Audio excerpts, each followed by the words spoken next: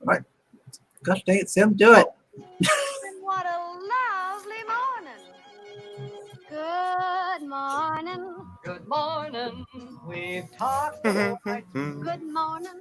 Good morning to you. Good morning.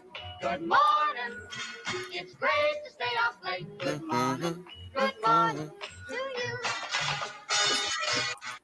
Hail, hail, hail, and good morning, and welcome to the Morning Roast. And I'm your roast host with the most, Keno Subway, also known as Chris Evans. And with me, of course, is my co-host, the man from the Great North, Mr. Sim.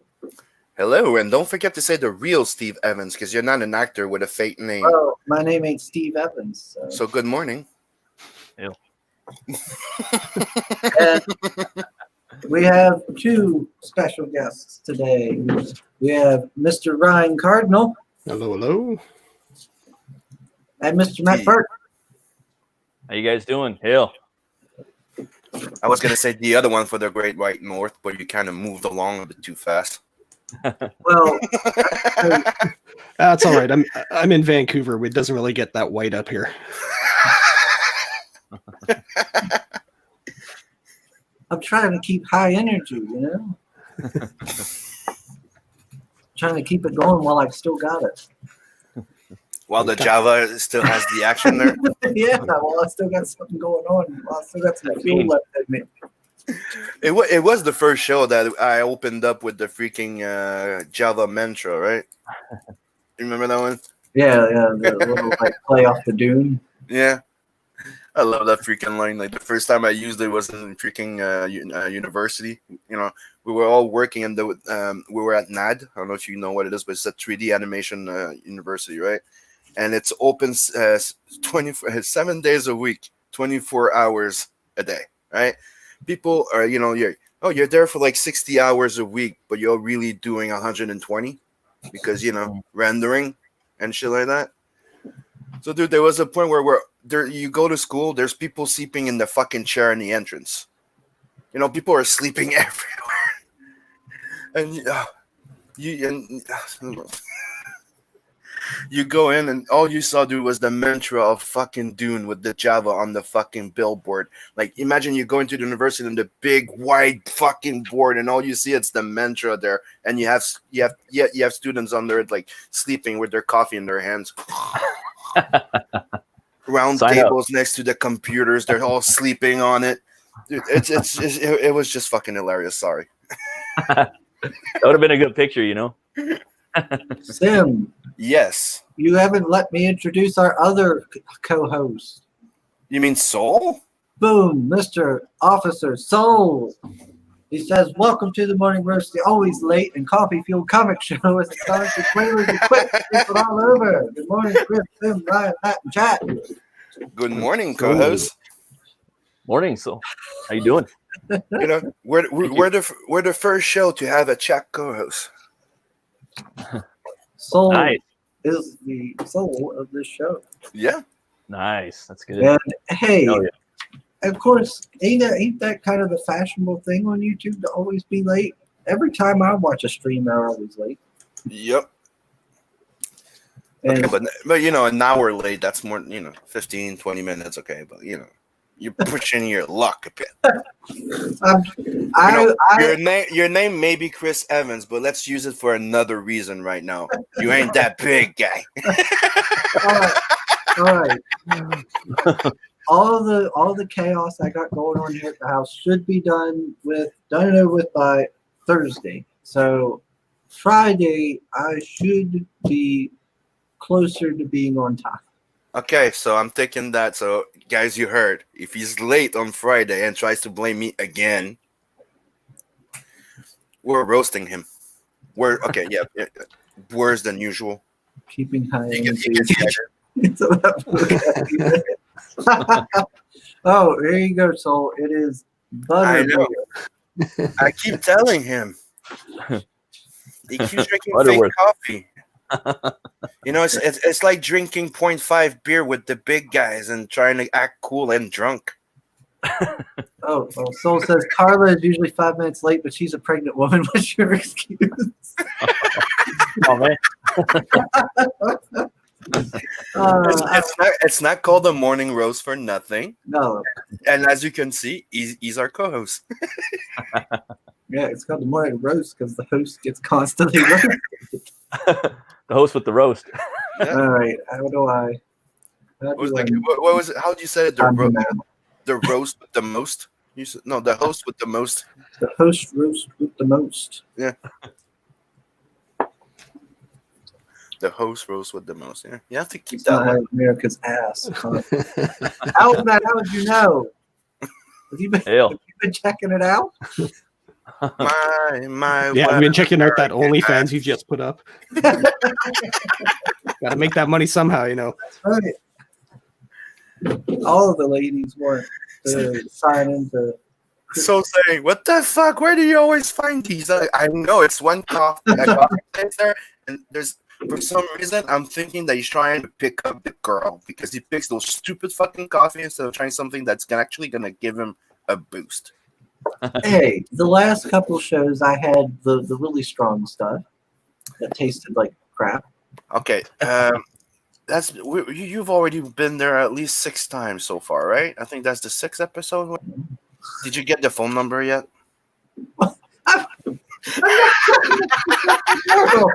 I'll tell you this from personal experience. Baristas like to party after work, so it's a good bet, man. It's a good bet. Oh, Lordy. We've done it. We've done it. He's starting to blush. No. Aaron's starting already. Chris, plug my book. Where's my wrench? Oh, I'll give you a wrench, Aaron. Put user in. Hey, Aaron. How do I Where's do it?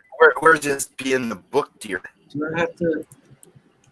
That's what you should That's how you do it. Well, I'm not going to do it because I'm not. There's no drawn in tier on. There you go. Oh man. But anyway, enough of Aaron. Yeah, fuck that guy. Go back more lethal. I'm actually pretty excited because this is my first time getting to talk to these two awesome guests. So get on talking. Yeah, so Mr. Ryan Cardinal has actually had a book already out and fulfilled, and that was, let me get my copy here, Caius, Nice. Story of Blood and Stone. So why don't you tell us about it, Mr. Ryan?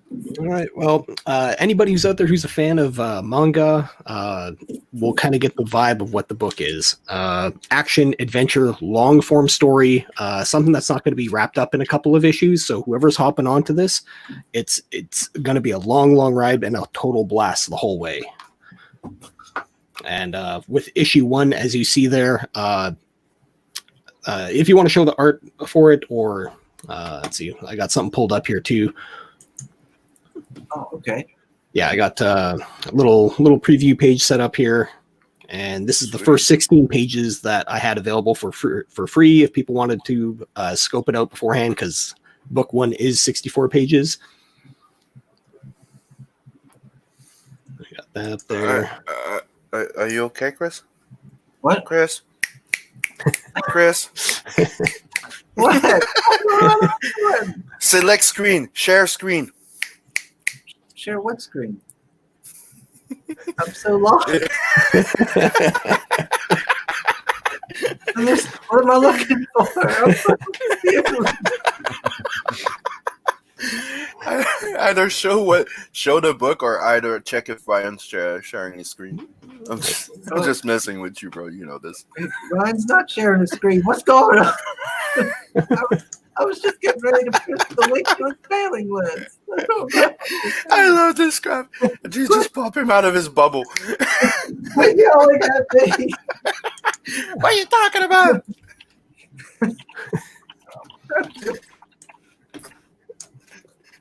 Come on, show chaos. I want to see the art. Come on, show it. All right. Do it. Here, I just got to get ready for screen 2. There it is. There we go. Yeah, see, there it is. See, wasn't me. It's been there for like an hour. Dude. No, I it just saw hasn't. it. Yes. No, that was my bad. I was having some trouble because I got two screens going on here. So yeah, this is book one. And, You're doing it all wrong. You should say, "Yeah, it's about time." Then you start talking about the book. yeah. Go ahead. So yeah, book one. This is the first 16 pages of it, and it's kind of like the very, very beginning of the story, and it leads into the events, obviously, of book two, which I just did the Indiegogo pre-launch page for, and very, very manga themed. It's all black and white. I have an absolute love for black and white comics, which goes back to like being a kid, and very, how can I put this? Sword, sorcery, martial arts, like like so typical of being shown in manga. That's the vibe that I'm going for all of this. And everybody's got their special abilities, so on and so forth. And the way that it works is it's a world that is actually at the foundation of time. I wanted to make sure that the story itself had nothing to do with Earth, anything like that. So no, like it's apolitical as possible. There's none of that crap involved. And it's just adventure, just storytelling, and having a good time. So the horse just pulled a Johnny Storm there. Oh yeah. Oh yeah, he did. Yeah. So this is the captain of the squad elites, and he has an ability to basically use the life force of another creature to increase its speed. But in doing so, it literally burns up. So it's kind of like a double-edged sword kind of thing. Like he can use it to enhance his abilities and take people's life force away to increase his speed and his abilities. But obviously, it's at the extent of the poor life of whatever he's absorbing. Mm-hmm. Like that horse is not making it out alive. No, and as we see here, he does not. He just serves his purpose. Yeah. Looking And good. so the captain has no problems doing stuff like this, but in his own like private moments, he does lament like having to do this stuff. And So, I'm guessing you're getting ready to start working on number 2 soon. Number 2, I just started doing a lot of the thumbnails for the book, doing all the writing right now, and this is the Indiegogo pre-launch page, which I just got up last night. So if anybody wants to sign up for the pre-launch page, you can go hit that up, and then that way you're going to have the ability to hit some early access to special perks that are going to be only available to subscribers in the beginning. Sweet. Nice. I'm gonna need that link. That's not the one you put in the chat, did you? No, that's the one. Yeah, I put it in the chat there. Oops. Apparently I posted the wrong link. Oops. Oh, yeah. Issue 1 and 2. So I'll be able to get number 1 too. Yay. And I'll be having a couple different tiers. Again, I'll be having the wood print available. Those are going to be limited. And the way that I'm working it is I still have copies of issue 1. And once those are done, that'll be it for the first printing. And I'm only going to be doing like small batches of 100 issues if people want to do reorders of issue 1 and 2 together.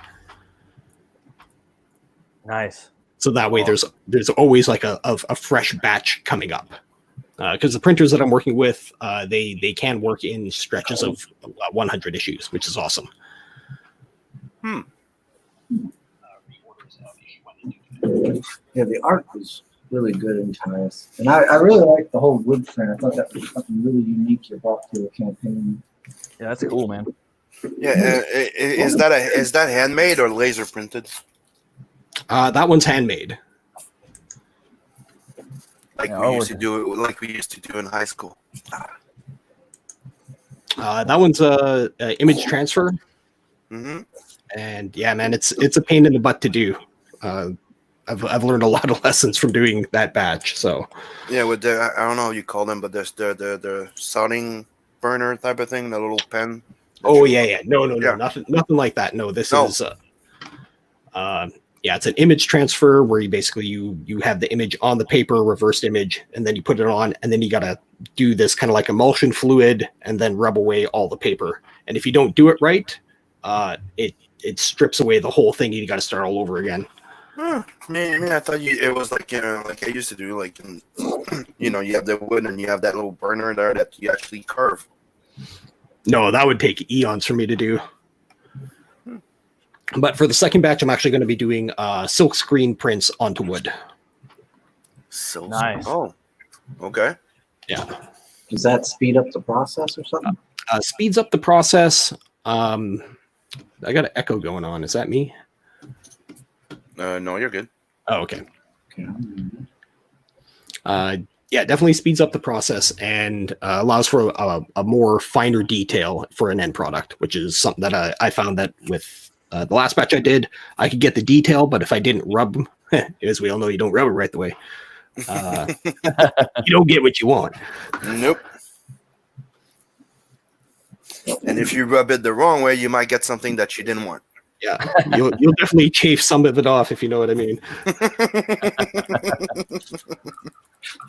Silk on wood sounds classy, says Soul. What? Oh, yeah. And there is the mailing list link. Go and click on Souls, because apparently I've botched mine. Oh, I will show. What else is new? And then here is the wood print from the first campaign. Oh, you still got to wrap it. Yeah, Sweet. yeah, I kept it all wrapped up. I don't want to get it all damaged or anything, so I don't want to mess with it. Well, there is a clear coat on it, too, so you don't have to worry about that. Oh, okay. I was like, wow, that looks really good. And I was like, oh, I'm just going to keep it over there. Keep it in good condition. I'll just set it over here and I won't touch it. Oh, dude, I was thinking about it the other day because I was wondering if he was using a machine or if he was doing it by hand when you first showed it to me. But I did see those people that make those those 3D printers. There's an actual laser printer that does this shit now. Like you can cut different type of things, but they also burn wood, burn metal. You can engrave like images on. It's freaking amazing. Man, a lot of technology, man. Except that piece of machinery is like $1,000. Ooh. Yeah, I think I'll stick to just silk screening for the next batch. The thing is, I was looking at it because you can also build up on it. I was thinking of the idea of imagine being able to have a book, but with the cover in 3D. Like remember when they did the Master of Puppet special edition Tom McFarlane? Remember? They redid the cover with the fucking 3D effect, with the tombstones and stuff like that, and you could buy it was the CD you could buy with a 3D cover. Oh, yeah. Imagine if we could do that for a comic book. That'd be sweet. Sign up for issue number 2.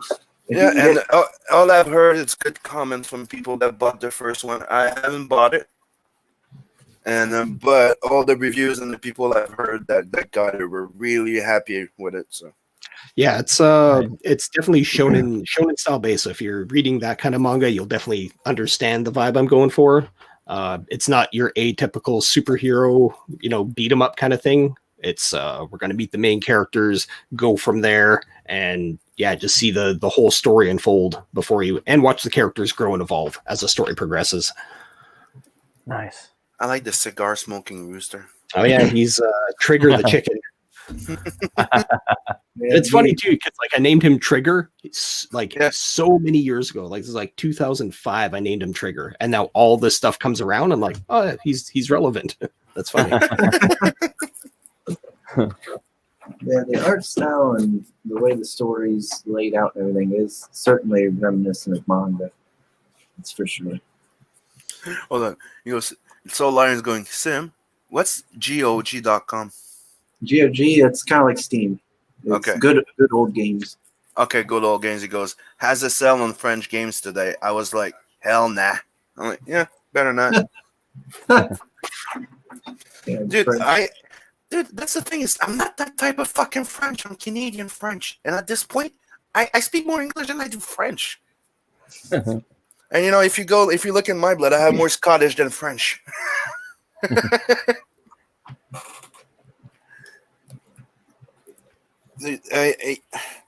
There's a reason why I'm trilingual. Like I speak English, I speak French, and I've learned Spanish. I like original shit. I don't like translations. So even if it's French, fuck this shit. I want the English version.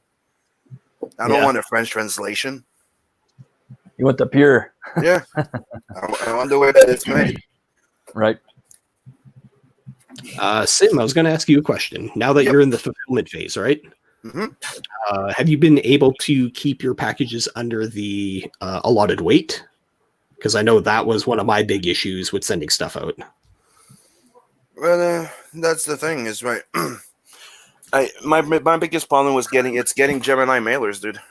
Oh, you are going with Gemini. See, I went with was it the hardback flat mailers? Mm-hmm. Just because of what I promised and what the shipping weight was, it would have put it over the actual weight that I was allowed to do for the shipping price. True. But that's why what I'm doing right now is I bought Gemini mailers with somebody in the States, something like a guy that has a campaign too. We're kind of teaming up. So he's gonna do my fulfillment for my the books in the U.S. Oh, okay, that's take awesome. care of the non-U.S. and I'm gonna do the same thing for him. We're trying this so we can try and hopefully be able to reduce the Canada U.S. type of shipping for us, and maybe. Yeah, it's a bit of a pain in the butt. Yeah, so right now my problem is I was thinking of getting those the same like you're saying, the rigid back things. Yep. But the thing is, if I'm getting Gemini mailers for everybody, and the Gemini mailers to make sure that they don't get damaged, and as you've seen, there's people trying to ban the freaking Gemini mailer. Yeah.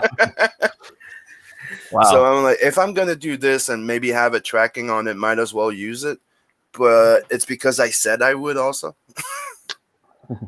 Word. So I am considering buying the more of the rigid back envelope maybe for the next campaign. I'll test it, but right now for the US, I'm using that. Everybody's gonna have Gemini mailers because it costs cheap as fuck over there. It's like 50 cents or less a thing. We bought 500 and it's less than 50 cents a thing. To me right now, it's costing me $1 each, even if I buy 100. And lucky because they postponed my delivery date twice so far. So now I'm waiting for them for between the 22nd and the 4th. Ooh. So if they mess around another time, oh no, I'm canceling it and I'm going rigid mailer. I'm trying. It's just they don't deliver here. Like Gemini, I freaking called the company. They don't deliver here. They told me the best way to deal is go to Amazon or eBay. And I'm like, seriously? And even when you go on eBay, on Amazon at this point, the price went up on a few things, right? So right now, if I check for the rigid mailers, right, and the Gemini mailers, they come up to the same price. And one thing that I discovered, which is something, you can have the Gemini mailer. That's for you, right? Ryan, that's going to what you're asking. Yeah. You can have the Gemini mailer, go mail it, right? They're going to ask you for $30 shipping. Yep. Right? You take the same fucking mailer, put it in one of those fucking $6 envelope, and you're going to ship it for $20, $22. Yeah. You save $10 just for putting the same fucking mailer in one of those fucking envelopes. Yep. It's stupid. Yeah. But that's how it is. Yeah. Yeah. Right. No, Canada Post is it's its own beast that you got to work with, Yeah, and I'm in Quebec, so everything's a little bit more expensive. Well, you're in Vancouver, right? Yep. Yeah, it's Canada Post is a bitch, and it's one of the things that I've been trying to check if UPS we could just go with something else because wow. Yeah, no, unfortunately, I did all my research, and in the end, it was just unfortunately, I do have to deal with Canada Post because it works out. They are the cheapest to work with. It's just that, oh man. So if you reach £1 and you go over it by the tiniest bit, you're shipping almost instantly, just like that. Yep. Wow. Dude, I'm in Canada, right? I'm in Quebec, the province. I'm in Montreal, sending something from, and it was an 11 by 17 print, right? I know From where this is going. Montreal to Quebec City, right? $16, dude. Yep. Plus tax. From fucking Montreal to fucking Quebec City. Where does that fucking make sense? Not only that, you're paying extra because the guy lives in the suburb, like in where there's not a lot of people. So they charge you extra for gas, Mhm.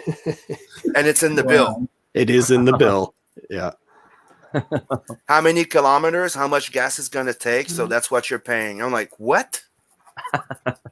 Oh man. Yeah, going back, yeah. Mm-hmm. It's like one of the things I was saying before, like before 9/11, sending mail to you guys was just like an extra stamp. Now everything costs like between $20-$25 just to send something your way. Yep. Yeah. Like the other day, like I sent some sketch card, right? Sending a sketch card regular mail wasn't that much, right? But Aaron goes, "Can you send me those express? Because something happened." He goes, I need them quicker. Can you send them express? Do you know how much it cost me to send fucking 3 sketch card and 3 little top loaders? And it's not heavy, right? It cost me $32 to send an express. Wow. So, we're not shitting. We're saying that, Post Canada is shit. They need to up their game, dude. It's more expensive right now. It's more expensive to send something to the US than to the UK. It's stupid. Yeah, it's definitely one of the little hurdles with the crowdfunding thing in Canada that I had to work into the entire thing, because I was just like, this is its own like anomaly that I have to figure out just so I can actually make a little bit of money off of it. And I was just like, man, if I don't figure this out, I can get all that just taken away just from shipping and handling. But that's one of the reasons why me and Beacon are trying that thing there. It comes cheaper and faster to send a bulk shipment. Yeah. So that's why we're trying this thing. So if we can, do a bulk shipment, which is like, almost nothing compared to sending all the copies, and it goes faster. It's prioritized. It's like a business transaction. Boom. So like that's why he's waiting over there with all the freaking Gemini mailers and ready to freaking ship them. And if it goes well, we'll be able to ship like $15 international if it keeps going, if it works well. Sweet. Which is pretty goddamn good when you think going from 25 to like 15. Yeah. I need to find a way to make this. And that wouldn't be international that would be between Canada and the US. But if we can get other people from around the world to do the same thing, that would be kind of cool. Yeah, I'm just checking out Matt's trailer here. The song's cool, right? Oh, I just have the volume off. I don't want it blaring there, but yeah, it's looking dope, man. Thanks, man. Yeah, my boys Rotten Glory and Death Metal Hero put together a music video and song for the campaign. Who did the music? Dark Gift, right? The music was from my understanding was Death Metal Hero, and he also did the vocals, and then the lyrics and the video was by Rotten Glory. Oh, the music too was by. I thought it was Dark Gift, but cool. Yeah. Huh, we get talented people in CG. Who would have known? Yes, Aaron, it is owned by CD Projekt Red. Hello, Astromeadow. Let's see. Sam, it's so fun to poke you there because you always react in a theatrical manner.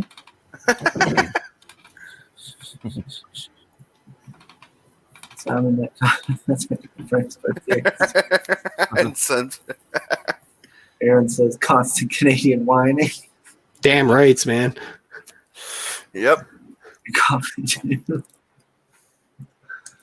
But you will not take away my right to complain.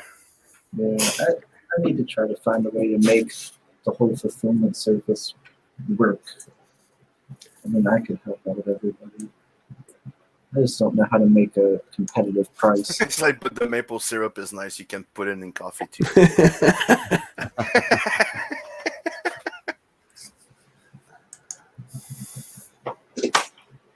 All right. Mr. Matt Burke also has a book. Really? Yeah. He's not. He's just not here because he looks He's just good. here. He's just here to shoot. He's not just here to shoot shit. He actually has a product. Why don't you tell us about Mr. Matt? Sure. Hey, hi. Well, thanks for having me. Yeah, my book is called Butch Cleaver. It's about a brutal butcher who's killed and is brought back to life by a voodoo curse, and hex, if you will. And that hex gives him the power to weaponize bone on a molecular level. So he's basically trying to use that power for revenge, reckoning, and maybe some redemption. It's basically a fantasy horror western.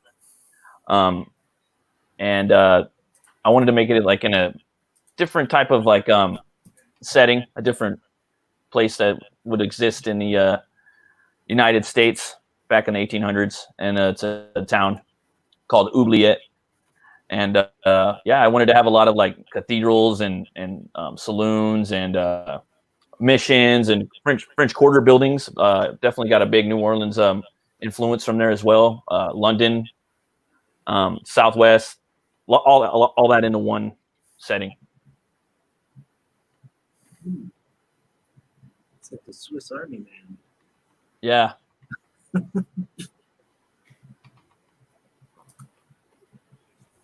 Yeah, so Butch Cleaver, he's not exactly a nice man. No, actually, I'm gonna go more into his origin story. If God willing, if I get to the issue number 2, because I'm gonna release this as 3 books, 3 different campaigns, hopefully, and we'll go into his origin a little more. He was a butcher when he was alive, and he was a psychopath, psycho killer, and so with this, basically, this is like a second chance. So he's might be trying to do better this go around as a reincarnated bone manifestation. I do like that. 72 pages for $25 with a trading card.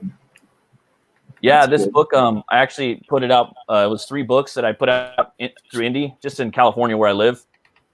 And I released 3 issues, and then I'm putting them all together into one self-contained book. Okay. Nice. Yeah. And then this part of the story, it's basically when Butch wakes up, he's awakened and he's in this desert, and it's called the Bone Void. I'm sorry. Fucking Aaron, stay tuned for Infamous book, Butch Cleavage. Come on, how can you not find him funny? I don't think I've ever seen square tits before, but Right?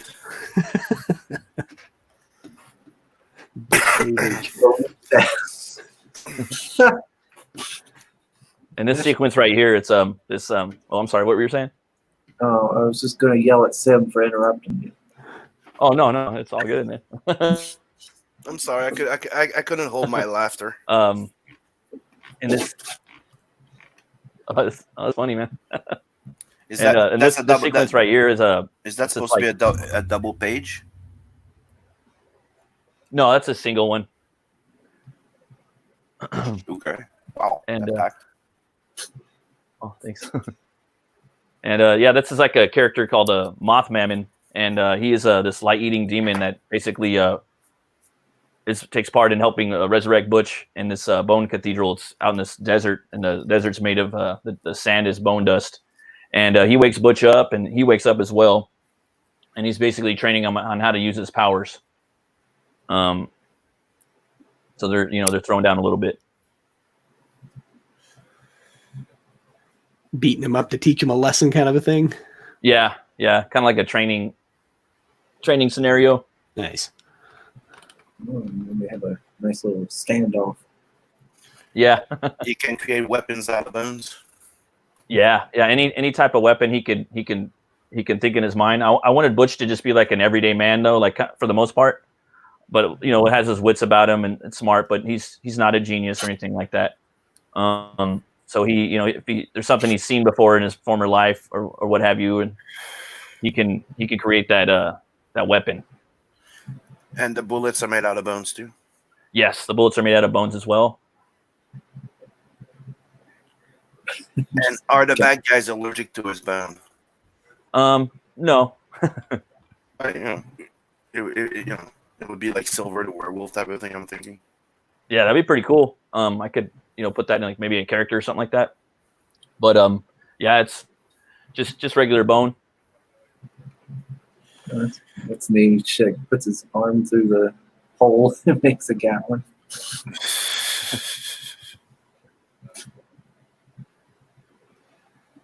That's a gutsy gun. Get out soon. Ah, damn it.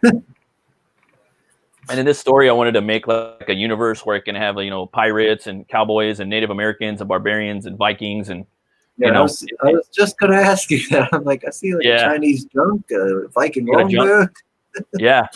And basically, if people look in there, they can see the type of. I want to put all that in there. If I want to do some folkloric characters, maybe I want to put in there St. Patrick or a historical character. I can do that. And just that's the type of world that I'm kind of really into. Is the 1800s, 1700s, and yeah. Yeah, there's a lot of fun, fertile ground for experimentation in that time frame. Yep. Yeah. But it's technically a world out of time. Yeah, it would be like a world that's like in a parallel universe to ours of that era.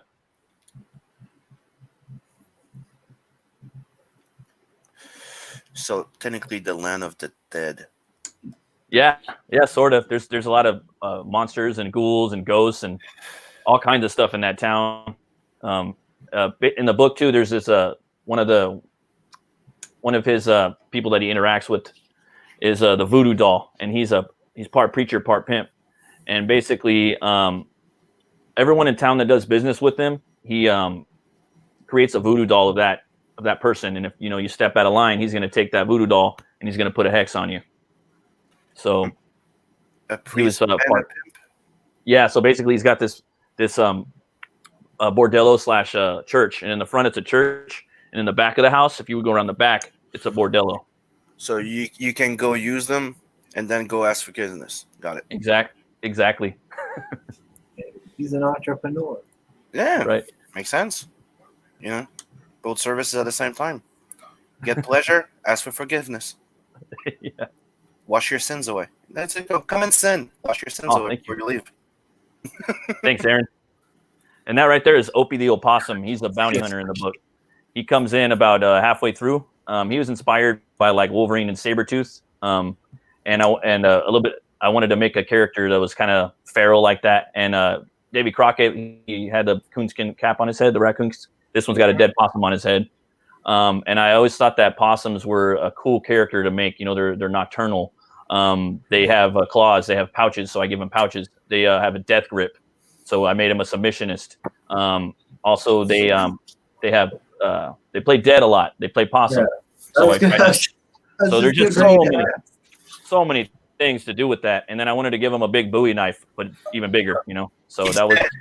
He's gonna come back in issue 5. Are you really surprised? Play possum. I was just getting ready to ask you: is the possum on his head really dead, or is it playing dead? Maybe. It's a secret weapon. When it just leaps off his head, and starts like. When he's in trouble, you see the lights lit up, and it becomes feral and starts scratching your face. You'll have to see, but I like that. I like where you're going with that. That's awesome, dude. You get into whether it's like grappling things where they're both like holding each other's hands, like and then I'm saying you just see it like light up and start scratching the face. Oh man, I'm stuck, and you see the thing getting up and peeing in the face of the victim.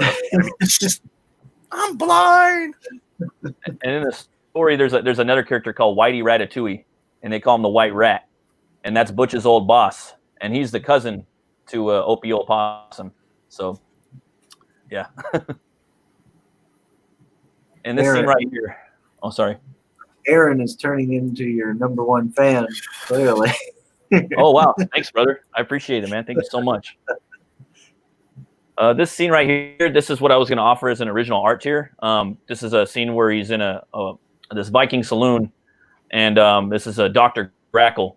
It's just this doctor that's following him around, and he tries to steal Butch's knife, and it doesn't really go too well for him. Also, in the book, there's this place called the Warg Hall Saloon. It's a Viking meat hall. Like, I took a Viking ship and basically took the bottom of it and flipped upside down, made that the roof to the building. And when you the swinging doors like a saloon, it's a Viking shield cut in half.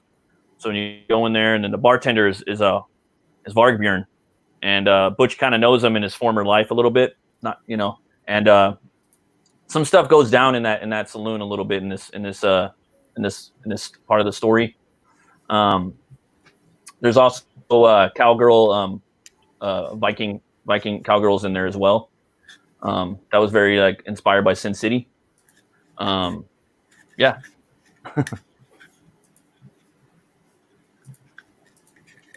And that's one of the banditos.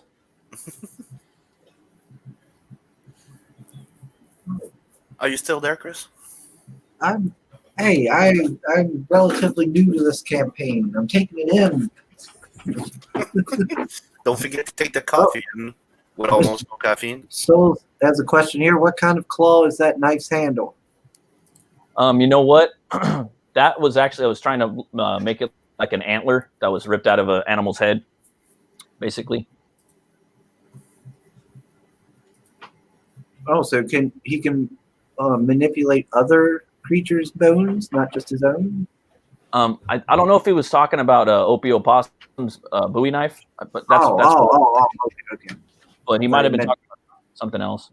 He meant Butch's one for a second.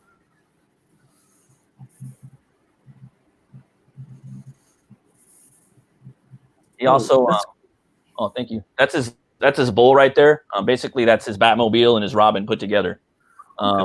He talks to him. You got your dog, your cat, your pet, your pig, whatever you got at your house. You talk to him, you love him. You get home from a hard day of work. You pet him, and that's his bull right there. That's his steed. He rides around town on. Butch has a Brahma bull. Yeah, that bull's name is Tor.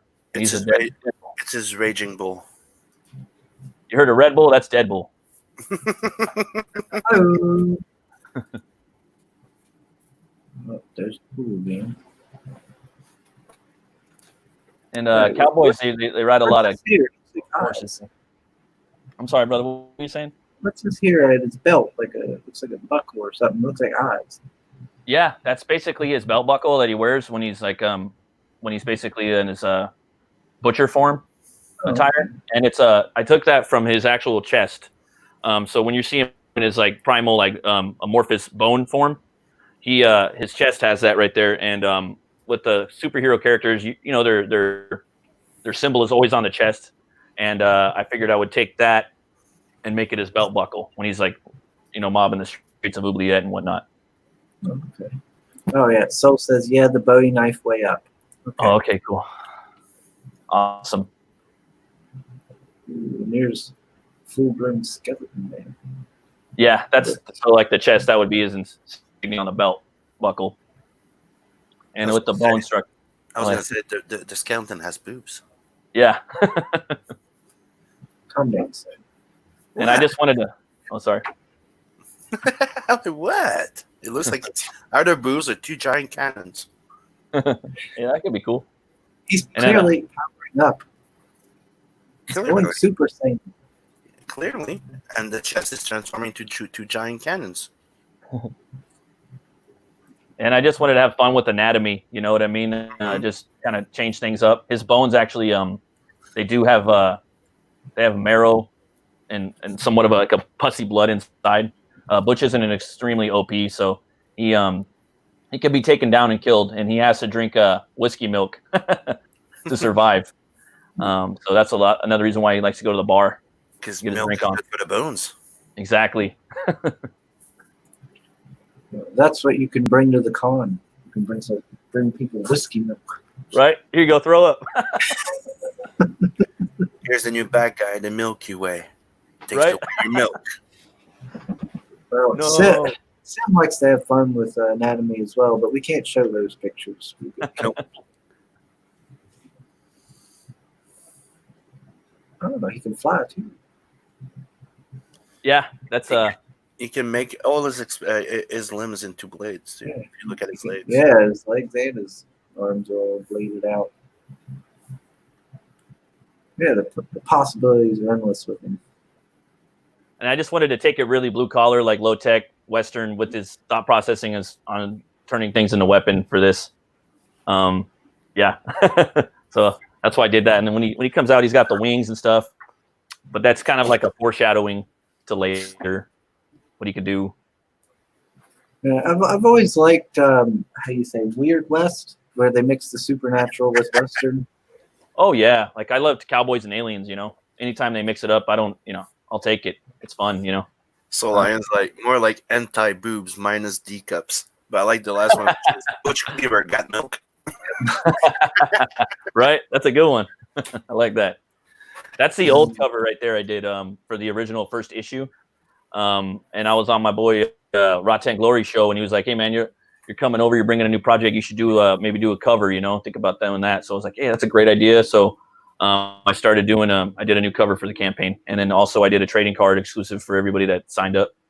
A zero trading card because I'm gonna number them, and then I'm gonna make a new trading card as well, a number 1. So I'm gonna be starting to work on that pretty soon. I'm gonna start coming up with some ideas. I'm gonna probably barbecue, have a couple beers, just start brainstorming some ideas in my head, and then I'm gonna make that the number 1 card. Yeah, Butch is not exactly a subtle person, is he?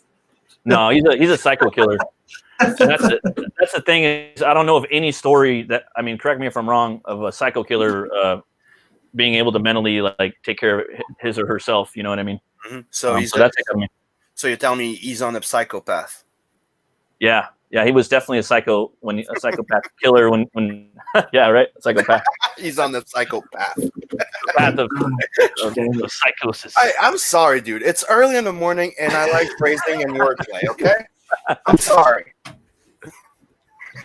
With this kind of humor, I might as well have Aaron in here. Oh, dude, come on. It's not that deadpanish. And then the book, I wanted to have fun with it. So like, I love like the Evil Dead movies, I love the Sam Raimi movies in general, Tim Burton, Guillermo del Toro, like Quentin Tarantino, the Coen brothers. I know that they're not comic book, but I think of that stuff when I'm making my comics. You know what I mean? I think of the way they write their characters. What do you mean they're not comic books? They're. They are. A cartoonist, and he said it himself. Like he's a big fan of comic books. Yeah, that's true. And he's inspired by it. He started his movie career by wanting to do being an animator, a cartoonist. And yeah, the same. A lot of them started by it. Quentin Tarantino, he's also a big comic book artist. Fan. Yeah, that's true. That's the thing that people forget is a lot of them started as cartoonists. Yeah. Jesus. Hey, Hex. That was bad even for a day.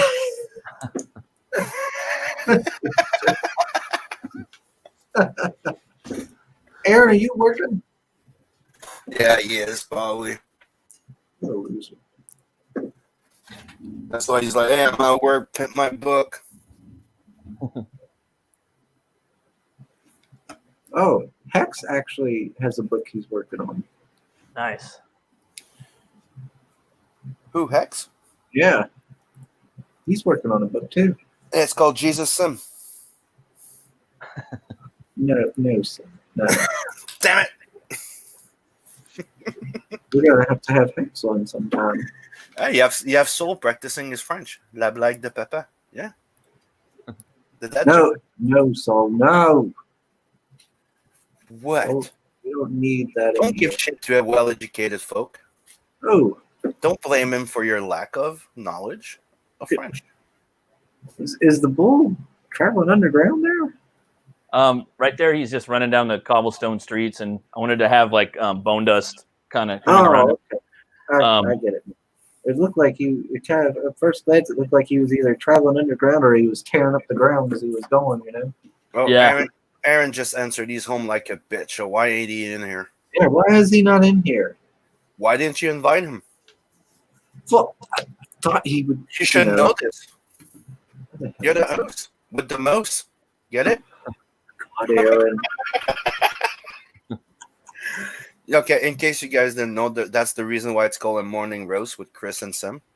It's not just about the fact that we're drinking coffee, right? Yep. Roasters. Yep. Oh, I still got to make my coffee. There, I sent Aaron the link on Twitter. So get in here. And hopefully, like I was saying with this book, one day I might make other books too. I have like all the other creators, I got a bunch of stories I'd like to tell one day. I have but Butch is like my baby, and hopefully, God willing, I could do something with it. If I get funded. When you get funded. Yeah. Come on. No, that kind of reminds me of right here. It reminds me of Jeepers Creepers. Yeah, that movie's cool too, man. I like that. The movie's pretty cool. And it's one of the rare movies that the second one's even better than the first one. Yeah, that's that one with the bus and stuff. Yeah. I heard the one wasn't very good though. Was it the one after the second one? The thing is that the first one is a good suspense type of horror movie. It keeps you creepy, guessing. You don't see the creature as much. It's more centered about those that little couple. I think they're brothers and sisters. I think, but I call it a couple because it's a guy and a girl. But it's more about them and how they're going through it than this. And the second one is more about the fucking creature. Right. So it's like I'm trying to compare Pitch Black to Riddick. Right. Yeah. Different type of movies. Totally. Oh, I love the good comparisons. Yeah, I like the Riddick movies. Those are awesome. Yeah, like the first one is its own beast.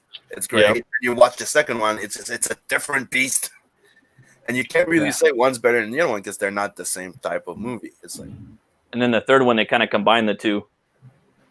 They did the third Riddick. Yeah, I think it's just called Riddick.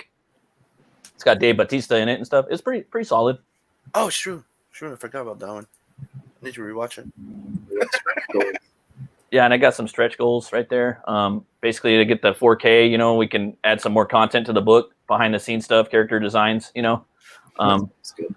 And then I wanted to do a wanted poster. I see a lot of other CG Western books coming out right now, like Grave Robbers and also Deepwell. They're doing wanted posters, and I thought that was an awesome idea. I wanted to make a pinup, and that inspired me. And also in the book, when their Butch has a bounty on his head, there's a wanted poster in the book too. I kind of wanted to echo that and hopefully do that as a peanut. I have a question. Is his name O.P. Opossum because he's an opossum guy and he's always on opium? No, but maybe I could make him a opium addict. You know what I mean? That would explain his behavior, I guess. My goal. There's a character in there that does sell opium. That is in the book, but it's in the story later on in the story, and it has a very, very strong Big Trouble in Little China influence. Let's just say that. I love the whole Chinese mysticism aspect, and I do want to bring that in. There's a lot of stuff. That movie was fucking awesome. Oh yeah, one of my favorites. A classic. I love Carpenter too. Carpenter's a massive influence too on me too. So all that stuff. Want to know a fun fact about that movie? What's that? It was actually written to be Buckaroo Banzai number 2. No shit. It got canceled. Wow. Then it got reworked and it became Big Trouble in Little what is it again? Little China, Big Trouble in Little China. Yeah. But it was actually first written to be Buckaroo Banzai number 2. That's cool, man. A while back, I went to a pawn shop and found a book, and it was a comic, and it was like Escape from L.A.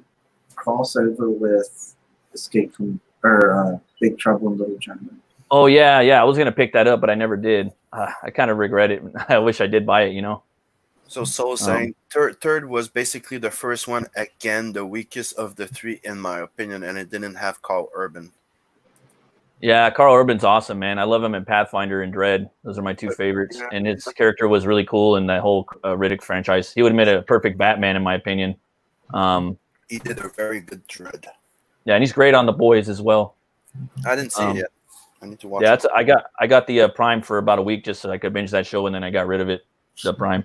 Yeah, man. Urban's awesome, man. Very underrated actor in my opinion. Very chameleon-esque in his roles. Yeah, he pops up in a bunch of stuff where you're like, oh, he's in that too? That was him. Yeah, dude. He's always a pleasant surprise. I also wanted to do a couple more stretch goals for trading cards. If I do get to do 3 campaigns, each campaign I want to release three to 4 trading cards. That way we got a whole sleeve in a book. So I want to do an OP trading card, and I want to do a Mothman trading card. It would be really cool. And then the final stretch goal, I'm probably going to add more if God willing, I get that close. I want to make the paper stock a little thicker. That might be kind of fun. And here is your usual big blurbs. Yeah, people want to know about me and my little story or whatnot. I left that down at the bottom. I was gonna say, what you should do like trading cards. It's all like bones, and you could put together your skeleton. That would be so awesome. That'd be so cool, man. And I love Todd McFarlane and Spawn. Obviously, he's a massive influence. The Max, I have a trillion influences, man. I love Simon Bisley a lot, and Walter Simonson, and Sam Keith, and Bernie Wright. I think it's one of the meanest and most cruelest question that you can ask an artist. Who's your biggest influence? Right? Yeah, I don't. It's so fucking mean. Yeah, it's really mean. And to be honest with you, some of my favorite art in Mad Magazine, like Mort Drucker, he's a massive influence. And my art style, I hate to say it, dude, but it's always going to be changing, hopefully. I just want to keep trying new things and pushing myself. And I want to get better and better. I want to become a better artist and entertainer on YouTube and all that stuff, Heck yeah, man. Well, we're all trying to better, I guess you'd say, our craft, and we're all helping each other out. So yeah, I love Comicsgate, man. It's awesome. But speaking of us having to help somebody, how you doing, Aaron? Haven't you heard? CG's supposed to be dead. What's up, man? What's up, guys? How you doing, brother? So how come you're not working? You? Oh, I don't know. I had to stay home so I could watch Chris's show. You said you could try to make me pimp your book. You can't skip work. You skip a day of work. You can't back people's book like Butch Cleaver there. Yeah, I can. I took a vacation day. Okay. Nice. Yeah, so you're still paid. Got it. We're good. Dude, I went back and listened to yesterday's live stream, and my connection was so bad. You guys, you should have kicked me off after 2 minutes. Well, that's why, as you noticed, we kind of got it. So we were technically repeating after you. Yeah. But shit happens, dude, and we had the show must go on, dude. Well, they work around you. Mm-hmm. But it's okay. We're used to this. It's Aaron. It's Aaron. I don't deserve this. Oh, don't get him started in the Eeyore mode over there. Hey, friends, did you know that I don't have friends?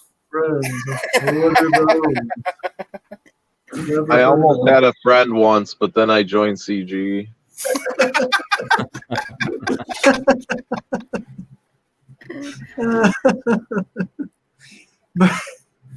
but So people go back Butch Cleaver now.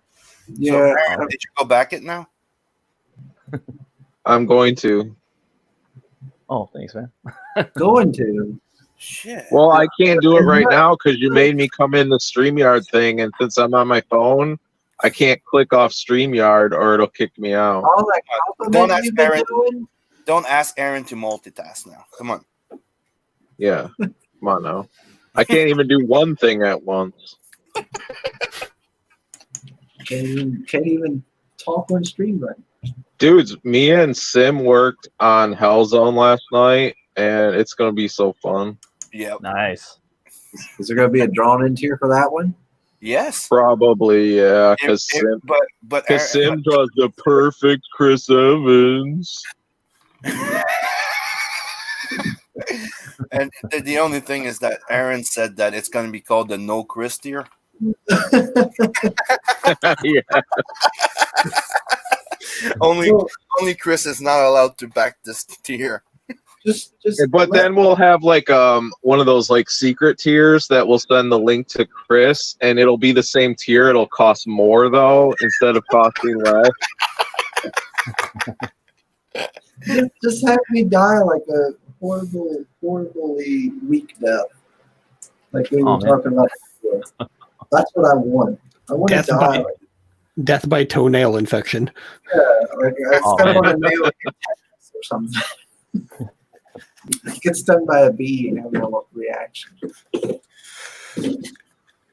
But I like all from first impressions. I like Butch Cleaver because I seen that 72 page for $25.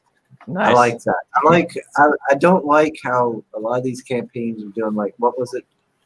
Was it 48 Yeah, 48. for 25? I don't think that's enough pages, personally. So I like seeing something like 62 or 72. I like that. That's good page count for $25. I think. That's Awesome. why I've been always trying to stick between the like 56 to 68, like in between those, like the European model, like Okay. like you get European comics, you get always between 56 to 64, 68 pages. So it's What do you think? like 60? Oh, sorry. That's what I'm saying. In between. That's what I'm saying. Yeah. So usually you always get like at least like an equivalent of like a 3 floppies type of thing. Oh, So okay. you get more room to tell your full story. That makes sense. So at least like 60 pages, right? Is what you guys are saying? Yeah. So the European comics, it's 60 page a shot. So they come out like once every year or two. Right. That's what I want to do. I want to hopefully, God willing, say it again. Like I want to try to put out a Butch Cleaver once a year because I work a full-time job. I got kids and stuff, and like everybody else, And I think if I do that, then like that might be something I can commit to, possibly, But I'd like to know like what people would think would be a good page count, going in, because I know the standard is like 48 or 50 right now. So I don't think it's an actual page count people are comfortable with. It just has to do with the price. right. If you do a 24, well, reduce the price, right? Yeah. You don't go, here's a 24 page for $25. Nice. Like some people don't mind paying $48, 25 for 48 page. But like Chris said, he likes a little bit more. Right. Oh, yeah. It's I like value for my money. exactly. Yeah. I believe. Yeah. So I mean, for me, like the 48 page thing, if you're gonna drop 48 pages for $25, your comic better blow me away in some way. Like I better be really super excited about like the concept or something to get me to Really entertaining. Yeah. Really entertaining and stuff. Yeah. Because otherwise, I'm gonna be like, that's a little short on the pages. With the top tier, I was just gonna put in with that. It's a signed book with the head sketch and a training card that I'm gonna get. So that's what you get with that one for the feature. Yeah, that's your feature. Yeah. And you got $25 to get your signed book and a trading card. Yeah. And these are shipped in a Gemini, so that's good. Yes. I like Gemini just because of it gives you that that feeling of security. Like it's got that reputation, so it helps with your reputation, right? Yeah, and especially for you guys, like until they solve the shipping thing here, it's very cost effective for you guys to buy those Gemini mailers because they come up to the same price or cheaper than rigid mailers. Oh yeah. When you buy them in in big bundle, that's why we bought the 500 pack. They come up to like 40 cents a pop. Sweet. You could save for the next campaign, hopefully. Mm-hmm. And then right there, I wanted to offer, like a discounted rate. Maybe there's people in other parts of the world that, they could save a few bucks on shipping. They could go in with their buddy, and get a couple copies of Butch Cleaver. Or if you're like me, you usually like to get two sometimes. I sometimes like to get doubles. The 2-packs are actually really popular. Like I sold like almost as many books on 2-packs as I did on singles. Yeah. Sweet. Yeah, some people like to have one for reading and one for keeping. Yeah. And one for writing. And then with that original art tier, that's the one I was talking about earlier about Butch fighting with the doctor. That's that one. You're going to get the original art piece on 11x17 Bristol board inked in India ink. And then you're also going to get a signed book, a trading card, and a head sketch. And also on that tier, it's free shipping worldwide. That's an awesome deal. Mm-hmm. Awesome. Yeah. Cool. Yeah, so you get the $60 featured tier plus the original art for $3. Mm-hmm. Yeah. That's not bad at all for original Oh, art. cool. And then this right here that's the trading card that people signed up for. That's the art for the trading card that people signed up for the campaign. And I drew that on an 11x17 as if it was a cover for a comic book. Oh, So that's sweet. Nice. Good. I haven't seen people do that on CG yet, so that's something I'm going to hopefully do going forward. And then with that, you get the signed book, you get the trading card, you get the head sketch, you get the original art, and also you get a free shipping worldwide on that perk. That's badass. And I got to Cool. and I know whoever didn't sign up might not get that but I'm gonna put the zero card in there because it just seems like it should be in there, right? It's because it's for the art. So if someone who didn't sign up for the campaign buys that, they will get the pre-campaign trading card for that. This the number 0, because in there Butch is that's like that's like the clothes that he wears in the beginning of the story, and then that's the 0 card. And then number 1, I'm gonna have him look at it as a different appearance because as the story progresses, his attire changes a little bit. Oh, okay, sweet. Yeah, Butch Cleaver. And then that's this cover right here I got hanging up behind me. That's on 11x17. That's the Comic Skate Indiegogo cover. And with that one, you get the cover, and you get the trading card, you get the signed book, you get a head sketch, the OG art, and it's free shipping worldwide. Nice. Yeah, so if you're a fan of the original artwork, you can definitely get your fill here.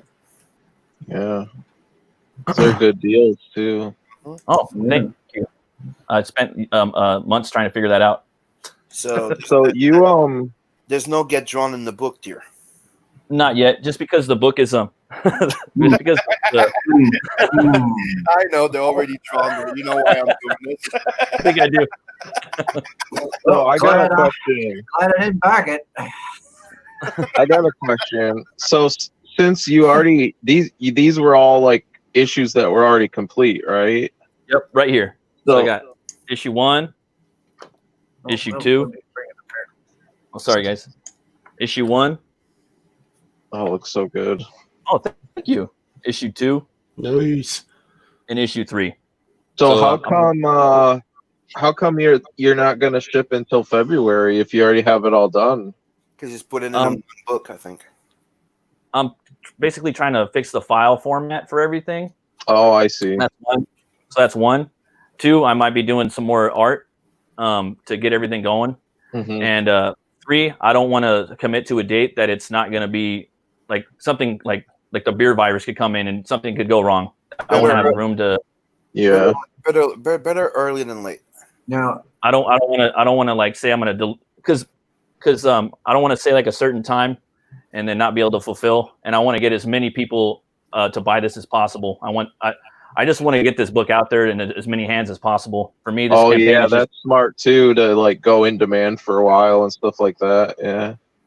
yeah, I might go in demand, but I don't know yet. I'm just doing this 30-day thing. I'm going to see how it goes. You know, we'll see what happens with that. But for me, this whole campaign, I'm just basically just trying to build the name Butch Cleaver. I just want people to know about it.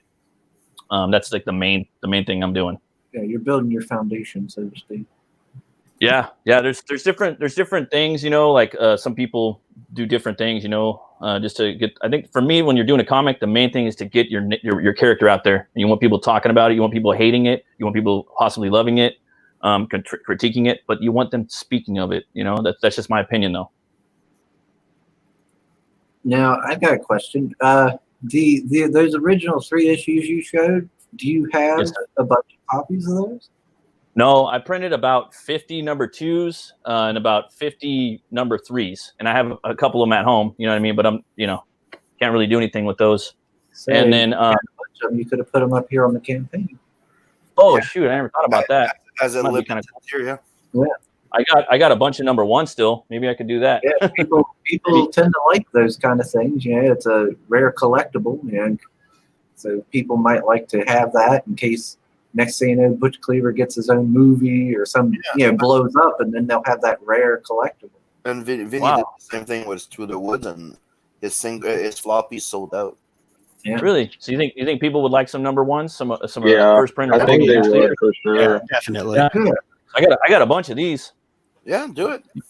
Yeah, definitely do it. You put it as I've a been working, I got a few issues of the original print run of floppies, and available here, and you could put them. You could put them coming with the final book if you want, or separately. Yeah. Yeah, that could be like because that's like I said, it's like a extra special collectible that people will, might find interesting or intriguing. Only 50 printed, never reprinting. Yeah, it's got that rarity about it. And it's from like 2016. And in each book, I put like a little title card in the front, so each book is like a different chapter. There we go. And that right there was inspired by Batman the Animated Series. You know how at the beginning of each episode they got that title card? Mm-hmm. Yeah. That to do with the chalk and the black. So that I was like, I wanted to do that in each beginning of each book and have a title for each chapter or each issue. So yeah, that'd be kind of cool, man. Thank you so much for the idea. I never thought about that. Yeah, Butch, make more money with what you already spend money on. is that a Butch Cleaver shirt? Yeah, actually, it's a prototype. I made because I did a couple Comic Cons over because I've been doing. I put out the first one in 2016. So That's what I thought. yeah, this is a prototype, and this is it right here. Yeah, and I want to set something up. I want to make some T-shirts, but I'm still toying around with it. Trying to do some prototypes, and then I did this banner, for doing a couple cons. I did like a East LA con and a Long Beach Comic Con over here in California. So Cool. yeah, man. Maybe you could offer the shirts on your second issue or something. Yeah, man. I want to do something like set something up, or even like how they have that Teespring thing, teespring.com. That's kind of cool too, That way they can just order it anytime they want of the year, Yeah. So I'm just, I like ideas. I'm kind of an idea man, and I like sitting around with the boys and spitballing ideas around. I think it's fun, it's awesome. Phil's in the chat. Hey, Phil. Yo, hey, how you doing, brother? Good morning, Phil. Yo. Hell yeah, Butch Cleaver. Thank you, sir. Yeah, you can talk to Phil about T-shirts too, because they have an Etsy shop where they sell T-shirts, comic skate T-shirts, and they have like me and Ace have a shirt. Each have a shirt on there. Beacon has a shirt on there. They have a bunch of Lost Pages and Magic Cop shirts on there. So they're kind of like consolidating like into like one, so like people can go to one place and get CG shirts. Mm-hmm. That's pretty cool, man. That's brilliant. I made a joke the other day on Rock Tender, and I'm gonna have to ask Matt a question. Is the name Butch because he's a butcher, or because he's a butch? Because it changes the entire dynamic of the title. It's that's his first name, because he's a butcher. No, I know. You got the joke. Yeah.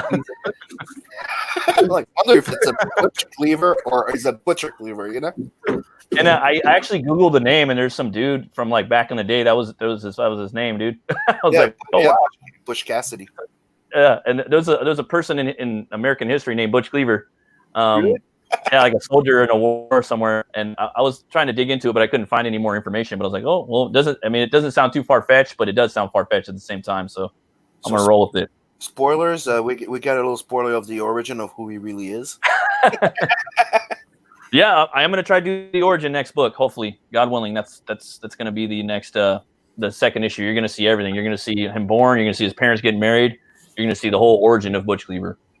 So that's going to be all new material, right? Like you've never published before, never even drawn yet. Correct. Yes, absolutely. I do like how he looks here. I like how his duster. That's so wild. How it combines the Western with the supernatural with the duster. He also kind of looks like a character out of like Dark Souls or like Bloodborne. Mm-hmm. Yeah, that Bloodborne game. Like, I Mhm. seen the cover and I instantly fell in love with it, and I still have never played the game. And I'm like, I know if I go in there, it's going to influence me even more. So, but it's still on the back burner. And from my understanding, that game's really, really fucking hard to play.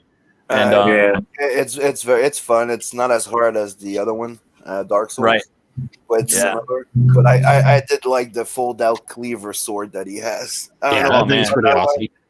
that fucking thing's fucking cool. And I love that, man. I love the Gothic metropolises and stuff like that. And just anything like big city, big Gothic like grave cities. Like, I don't know if you guys played that game, Brutal Legend. I love that game, man. It's really metaled out and it's inspired by. Yeah. Oh yeah. Yeah, with Jack Black. Jack Black and Oh, yeah, Ozzy. That's one of my favorite games. I'm trying to find it for PS4, but I can't. And I always wonder why it was not called the Pick of Destiny game. right. And there's an art book for that too. I wanted to get, but I can't find that anywhere either. And then where I live and where I grew up, there's church. I think it's. I don't want to dox myself too hard, but there's churches like on every street, bro. So you got all kinds of churches. So that's why in the book, probably subconsciously, I put a lot of them in there, but they're not cathedrals or anything. Okay, so you live on Church Street. Got it. There you go. Church town. United So, States Church. do you do everything on the book, the lettering and the colors and all that too? Yeah. That's cool. Oh, thank you. Maybe one day I can just kind of focus on pencil and ink and writing, and then I can hire people. That would be like a dream one day. But I don't think that's ever gonna happen. It's fucking great. I'm not doing my lettering anymore. It's fucking great. Yeah. Yeah, it's hard, man. I'm starting to get people to color my stuff. I'm like, that's fucking awesome. I can just concentrate on writing and drawing and inking. Oh yeah, man. And for me, like the coloring and the lettering, and then the thumbnailing, like just creating the thumbnails. I think that for me, that's the hardest part, dude. That's my favorite. Yeah, it's the funnest too, right? Just get that. I mean, I get scratch paper and I just start doodling and setting up panels. And I don't know if you guys ever watched this show, but there's a show called Strip Panel Naked. It's a YouTube channel, and dude just talks about he's not a comic skater or nothing like that, but he talks about all the like art forms of just story and paneling and all that stuff, and he digs into all kinds of books, and it's an interesting show. I was watching that a lot before I found out about comic skate and stuff, and I found out about comic skate by looking for artists that draw, because I'm always going online to see how the pros do what they do just to learn new techniques and whatnot, and that's how I came upon Ethan Van Sciver, and I watched a lot of his how-to drawing videos. And then the whole comic skate thing just kind of came in, and then I found out about your boy Zach, and then just the way the political climate changed and everything like that, and it just, oh man, I feel like my home is with my home Butch Cleavers and comic skate, so that's why I'm comic skate now. Hello, comic skate. That's awesome, dude. And I've been comic skate for a while, so. Well, before I forget, there was also a song for Butch Cleaver. Yes, there was. Earlier in the stream, I was. There it is. Roll the Bones. Yeah, it's by my boy Rot 10 Glory, and he did the lyrics in the video, and Death Metal Hero, my other homie, he did the music and the vocals, and it was gifted to me on my birthday when we launched on 7-Eleven, and still awestruck about it. I'm still bumping it all the time, and can't wait to put it on, grill some steaks, man, and drink some beers. So I'll go ahead and I'll play it here. Hopefully it's not too loud. I don't know. And hopefully you don't forget to put the Definitely metal, guys. Get ready. I did the share audio. I'm going to play it. Oh, good.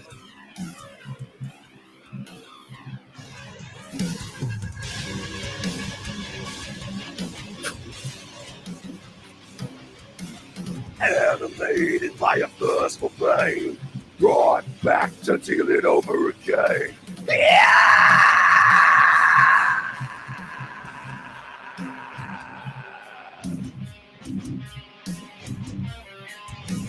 Devastated by this need to gain revenge for being just another slave.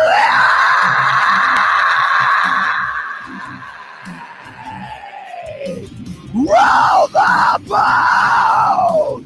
Roll the boat!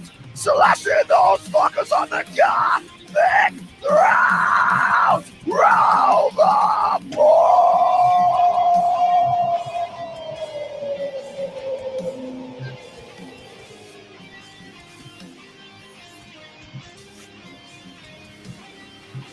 The sublime was soon unread as the grand by this moon wax.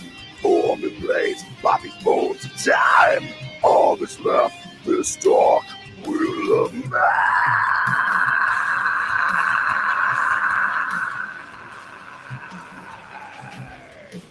Roll the boat! Roll the boat!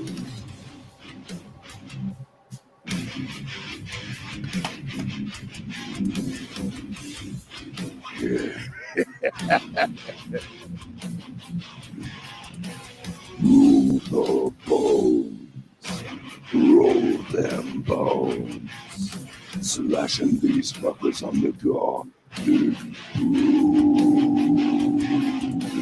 Roll the bones, roll the bones.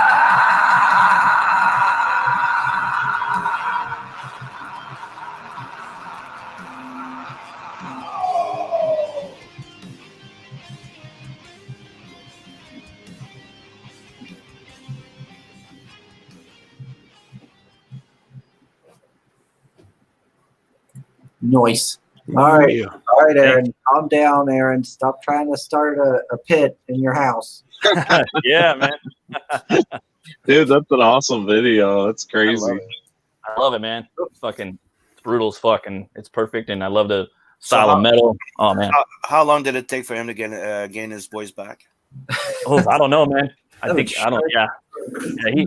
He's a death metal hero. Now I know why, man. You know what I mean? Like that's why he has that fucking name, man. And oh yeah, man. It goes out to you, Rot 10 and death metal hero, guys. Thank you so much. That's pretty awesome. It's pretty amazing what all the variety of talent that is within CG and around it. Oh hell yeah, man. I was telling somebody the other day, whenever I see someone reading a comic book or something like that, I'm usually people that read comics are pretty creative, and I always inspire them. Hey, why don't you make a comic? I don't want to make a comic. I'm like, you draw? Yeah, I like to draw. I'm like, let's do it. Go make a comic. Get out there and do it. And a lot of the times, dude, a lot of people do want to make comics because everybody's got a Batman story. Everybody's got a Spider-Man story or something, Wolverine. So that's me. I'm always trying to inspire people to create. And yeah, to try to open up them fucking gates for people. You know what I mean? And yeah, brother. There's nothing wrong with flexing your creative muscle. It helps give you fulfillment. Yeah. We got Rocks and Glory here. Hail, sir. Hail. What's up, Rotten? Well, we just had to say his name 3 times for him to pop up. He said it only hurts death metal heroes' vocal cords when he's not howling.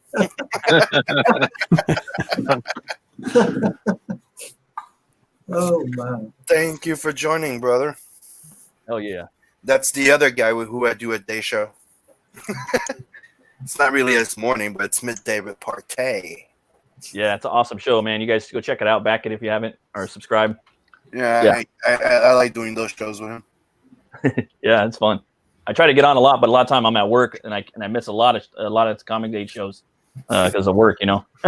Oh, I know that all too well, man.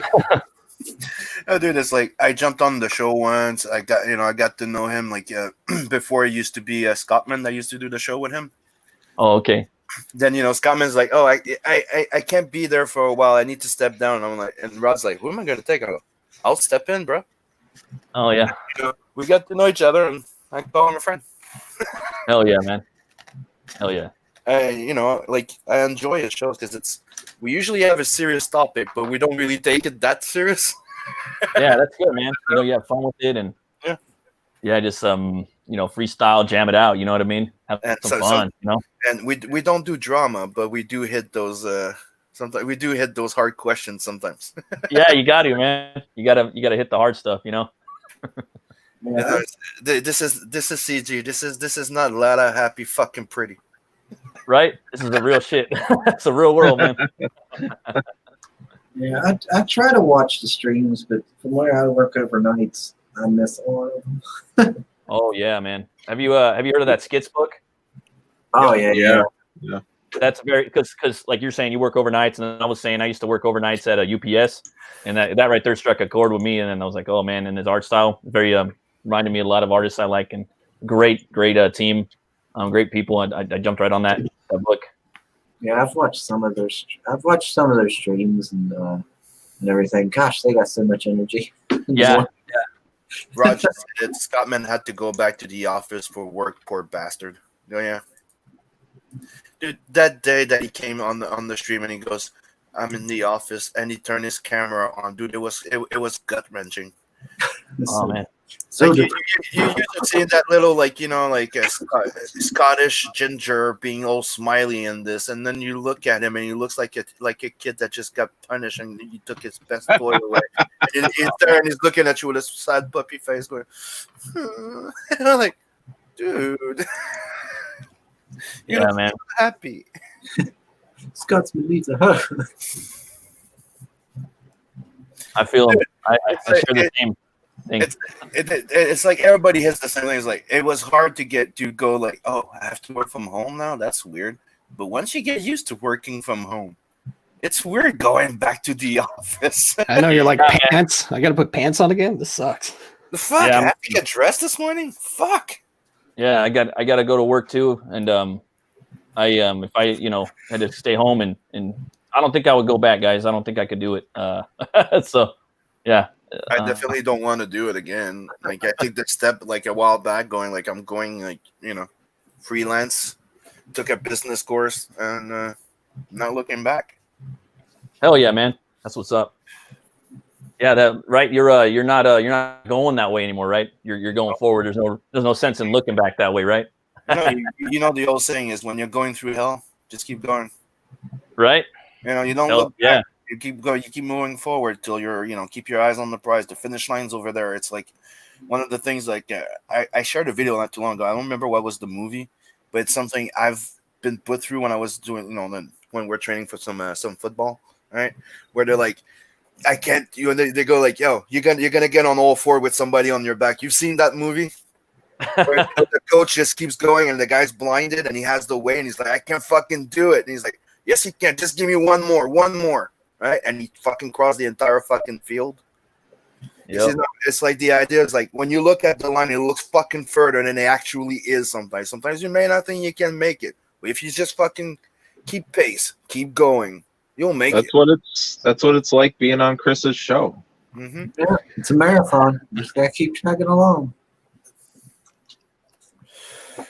And I was just getting ready to hit this share button for more lethal.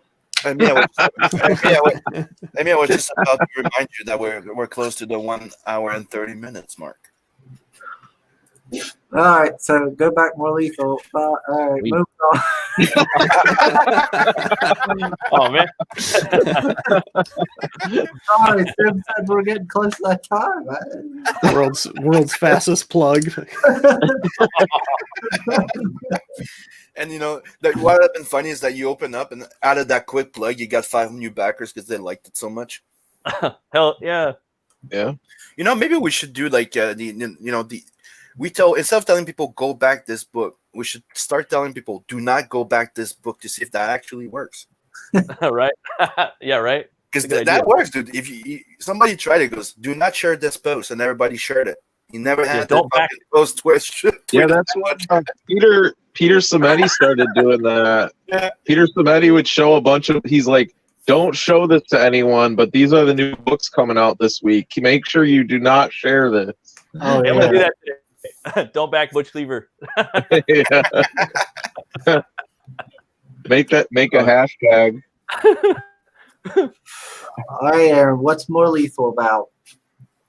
More Lethal is a cyberpunk ninja comic about this android chick. She's a synthetic swordswoman who has to fight her way through cyber terrorists to rescue her captured master from these crazy cyborg ninjas and stuff. and the cover is by John Joseph Ball from Superhero. Nice. And the interiors are by Canalis. Most people know him from Iron Sight and SOS and Abductables and Necromancer and all kinds of stuff. This comic right now is 20 pages. It's $5. Damn. We have our next stretch goal is at $3,000. We add 12 more pages. Sweet. So if we get to $3,000, it'll be 32 pages for $5. Hell yeah.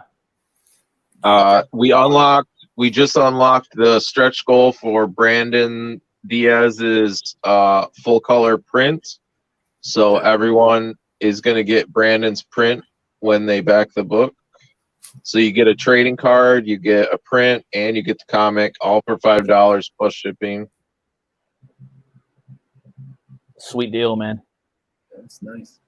I like the Yeah. sketch card this Omar fella did. Yeah, I just put up the sketch card tier. The sketch card is it's original art drawn by Omar Casanova, and he did it with colored pencils. And so for $100, you get that sketch card, original, one of a kind, and you also get 2 copies of the book. You get 2 copies of the trading card, and you get 2 copies of Brandon's print. And there's it's free shipping. Yeah, Okay, and now that's- we're done. Move along. Nothing to see. Yeah, I mean,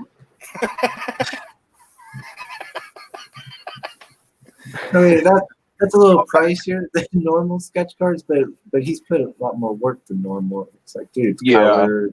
Yeah, that's not a sketch card. That's a drawing card. Yeah, That- yeah. That's an art card. It's not the Yeah. same. Yeah, art card.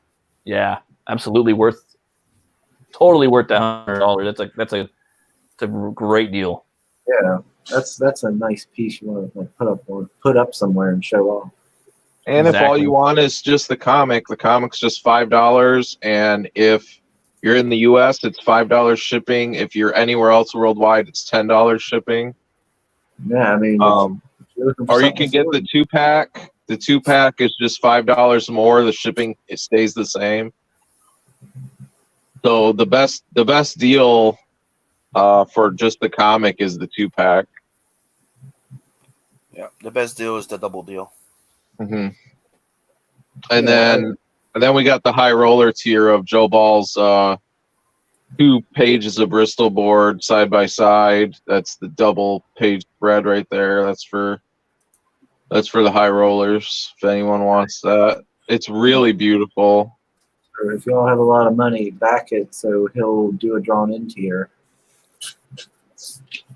Yeah, and if someone does buy this, then that'll put us over the top for the stretch goal to add the 12 extra pages too. Sweet. Yeah, that adds a lot more value on top of it for everybody. And that's only $5. That's really, if you're looking for something affordable, yeah, this is definitely something to grab. Mm-hmm. I mean, Canalis does great artwork. Of course, Joe Yeah. Ball did great work on these covers. And Beacon nailed those colors. Yeah, he did. I love that art style, man. Yeah, Canales got good. Like, Reminds me of like Bisley and Frank Miller a little bit. I love it. yeah, I remember the first time I saw the what's the name? Iron Sight? Is that it? Yeah, Iron Sights. Like when I saw the first Iron Sight, like I was not really sold on the art. But dude, that guy's style got zoned in. He found his style pretty goddamn quickly. When I saw Necromancer, I'm like, oh, Mm-hmm. Yeah, say, yes. like, every book I've seen him on, his stuff has gotten even better. Like the Abductable was cool, but when he hit the Necromancer, it's like he found his style. Yeah. Oh man, it's always nice when that dude has a definitive style too. You could tell, Yeah. And all of our good friend Carla Tornielli did the trading card. Everyone who backs the book, however many books you back, you get that many trading cards. And I'm so freaking happy that she stopped trying to do the Eastern type and she went to more into our manga style. Mhm. I really like it a little manga style. It looks like a mix of Euro and manga. That's cool, Yeah. man. Remember the Hairbender cartoon, Mhm. which was that style of like mix of European and Asian, right? Because you know that the Airbender, the series was like technically an European production. Carlos. I like her style, Yeah, she does great work. It's cool. and that's Yeah, another. this is the print that we just unlocked. Everyone gets this now because we unlocked the stretch goal. Brandon Diaz from the Lost Pages and Magic Cop drew and colored this. Now, That's this brings up very important questions, namely, can we smash? She No. can smash you. Close enough. Clapping them cheeks. Do they clang if you clap them? If she claps them? Is it like a What's metal that? sound? If the cheeks clap, do they clang like metal? Just remember, she's an android and has a sword. So they each have their own suspension system, so they can move individually up and down.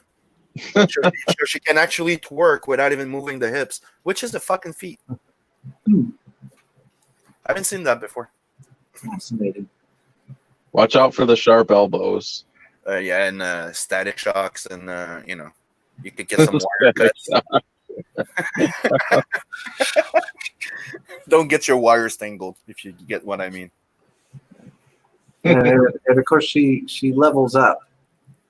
Yeah. She's like Scott Pilgrim with boobs. Every time she fights, she levels up. She learns something new. Yep. And for those who don't know, Aaron, he has done a previous campaign called Cybershock, which has been fulfilled and delivered.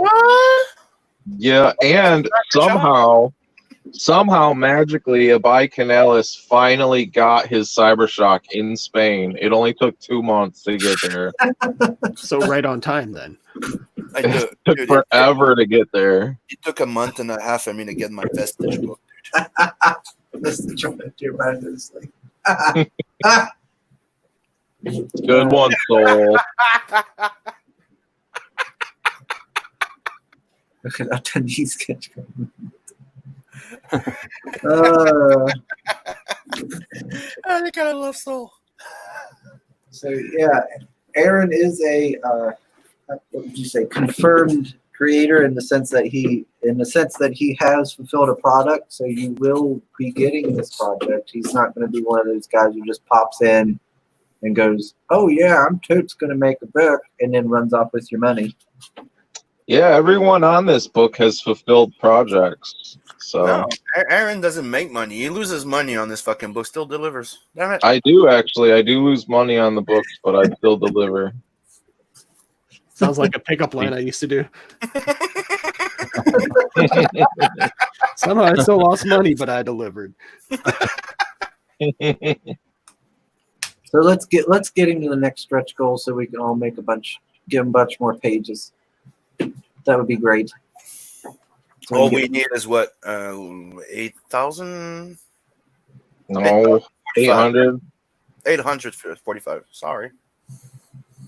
get 3K so we can get more. Nice. All right, we have passed the hour and a half mark, which puts us late as always. What else is new? Shut up, Tim.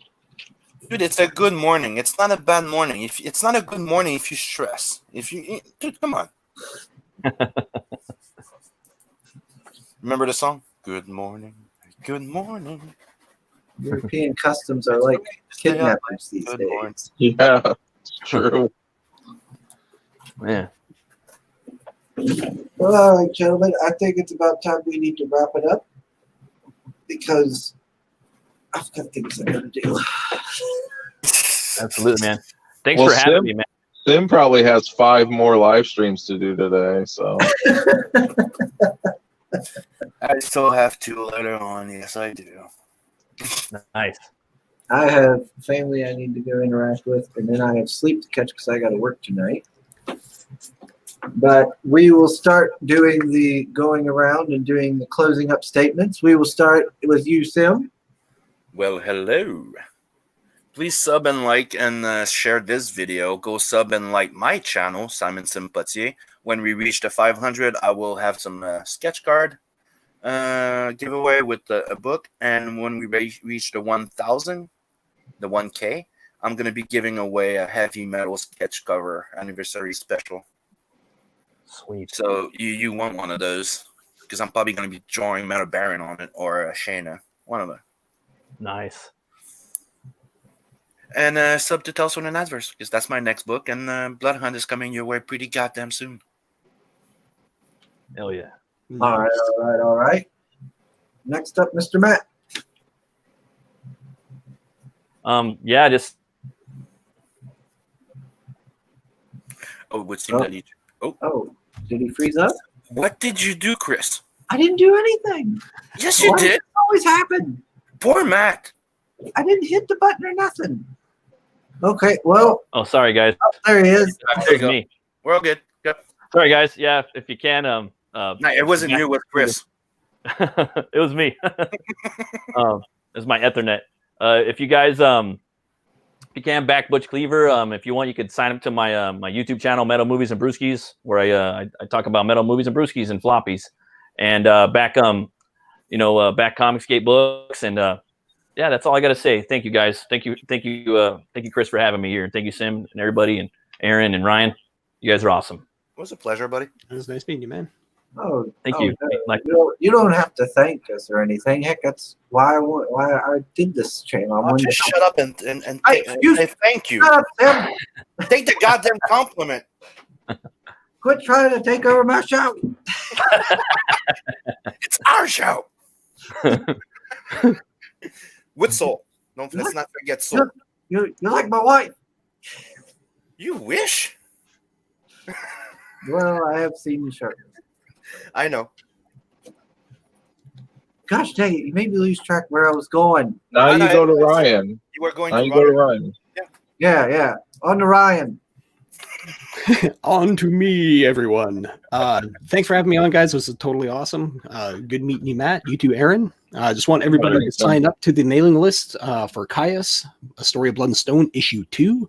That is ready to go right now. And also, if you want to hit me up on any of my social media, you can find me at The Ryan Cardinal. That's on Twitter, Twitch, Instagram, YouTube, Facebook, literally anywhere where you can get any social media, you're going to find me with that handle.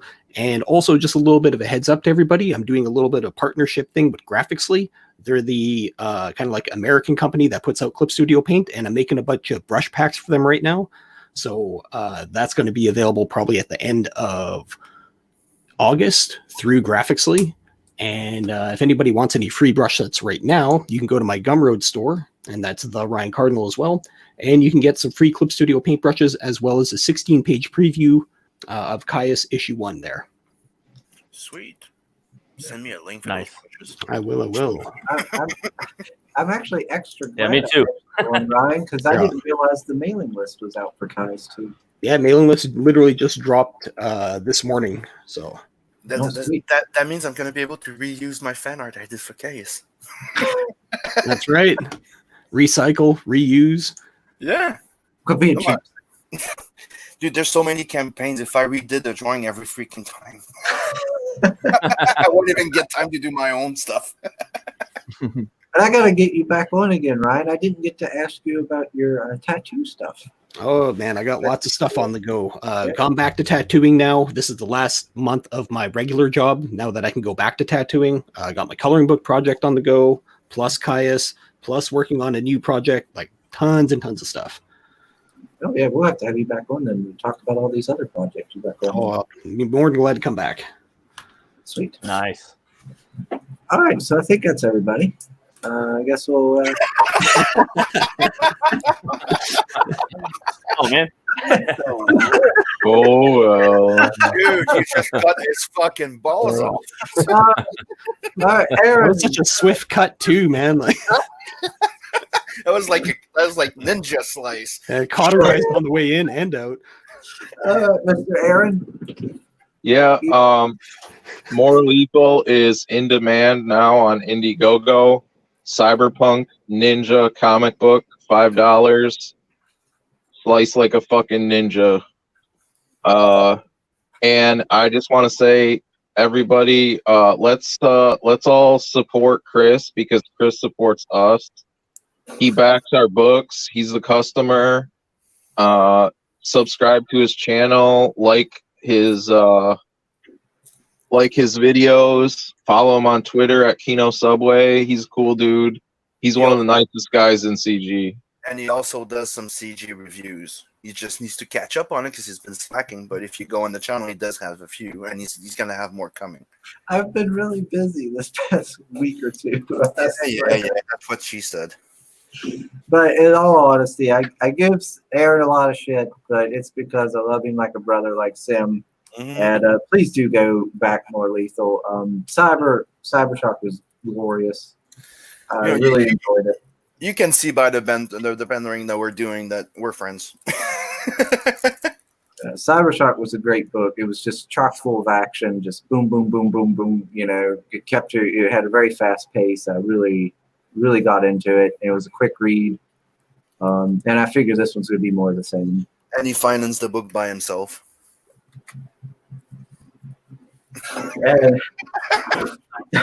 How many copies did you back for? I think it was five.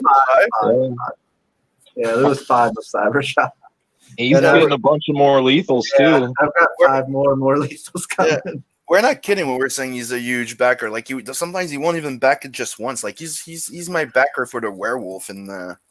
Yeah, he's amazing, dude. He loves comic books. Like Chris never had a comic book shop. He bought comics at like friggin' flea markets and stuff.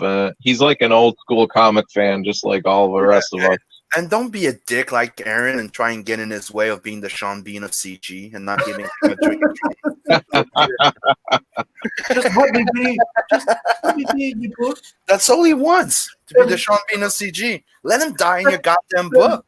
Have you all seen the Saturday Night Live with Chris Farley and Adam Sandler? It was like the Healy boy or something like that. And he's like, let me pet your dog. Just let me pet your dog. And then Chris Farley's like, let the boy pet your damn dog. Yes. But it just gets worse and worse. He's like, let him bang your mom. It's like wait, are you sure about that? He's like, yeah. All right. Just let me be in your book. Just let me be in it, please. But I'll be a good boy. Let the boy be in your damn book. But anyway, for me, please do subscribe and to my channel here. The more people we get to subscribe, it means more viewers. It means more eyes on these folks' books. And, of course, do the whole like and all that stuff as well. I'm also on Twitter at Kino Subway. I don't promote on there as much as I used to, but if I can ever find time, I'll try to start doing that again. And what else? Of course, like Sim said, I try to do the reviews. I will try to get back on it after, like I said, about Thursdays when I should start slowing down and have more time. I'm also going to try and start doing video game videos.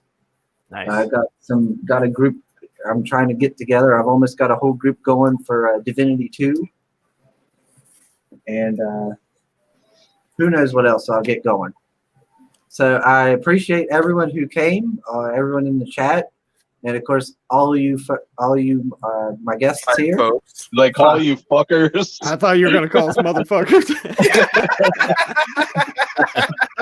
All you motherfuckers that came here. That would have been a nice way of ending that morning roast, right? All you fine folks. I gotta censor myself here. YouTube might crack down on me. Leg Kick 1 was here. Hello, Leg Kick 1. What's up, hello, Leg Kick 1? Hell yeah. What's up, Dark Star? So, yeah. Thanks for coming, everybody. So we're done. It's a wrap. Yep. Goodbye, everybody. Peace out. Bye.